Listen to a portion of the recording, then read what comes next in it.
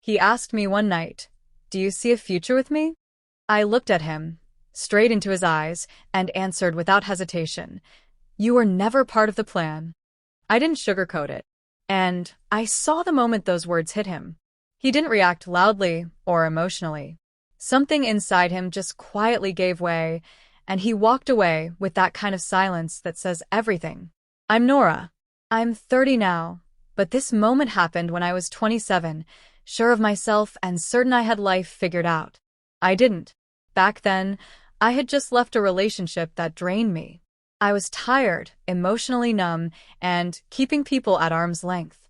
That's when I met Jason at a coworker's dinner party. He was the guy pouring drinks, cracking jokes, wearing a warm, open smile that made you feel like you could trust him. He wasn't what I thought I wanted, too genuine, too present, too kind. But somehow, he was exactly what I needed. We spent that whole evening talking. He walked me to my car and texted to make sure I got home safe. And from that point on, he just stayed. No grand gestures, no pressure. Just quiet consistency. He noticed things. He brought me meals when I forgot to eat. He respected my need for space, but never let me feel abandoned. He created this soft, safe place around me. But I didn't fall in love, at least not in the way I thought it should happen. There were no sparks flying, no racing heart. Just ease. And at that time, ease felt like a void. We stayed together for over a year. He never asked for more than I was ready to give, but I knew he hoped for a future with me. And in my head, I kept repeating, he's not forever. He's a page, not the book. Because I had dreams, grad school, travel, a new life in a city I'd long imagined myself in. He didn't fit in that picture, not because he wasn't good enough, but because I had already drawn the outlines before I even knew him. Then came that night. We were at home, just finished dinner. He had folded my laundry because that's who he was.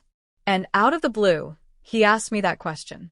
And I told him the truth, the harsh truth, that he was never in the plan. He didn't argue or plead. He just stood up, packed a bag, and walked out. The door didn't slam. It just closed. Quietly. In the beginning, I felt lighter. I told myself I did what was right, that I honored my truth, that I was being loyal to the version of myself I'd always imagined. But the silence he left behind got heavier. I missed the little things, his texts, his jokes, his gentle reminders that I mattered. I thought I'd feel free, but instead I felt empty. Then a month later, I got into the program I'd been working toward. It was everything I wanted, new city, new future. But when the acceptance email came, all I felt was loneliness. The first person I wanted to tell was him. The one who would have shown up with takeout and hugged me like it was his win too. I sent him a message. I miss you. He replied, I hope you get everything you dreamed of. And that was it. No anger. No begging. Just a quiet, final goodbye. Not a slammed door, but one that gently locked behind him. It's been nearly 3 years. I moved, graduated, got the job, made new friends. Life looks good from the outside. But no one since has made me feel the way he did.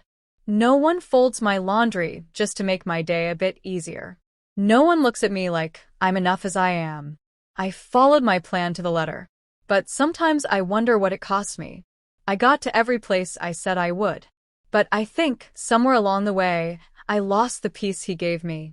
The kind that doesn't shout or dazzle, but stays. He wasn't part of the plan. But maybe he should have been the whole story. And what I've come to realize is this.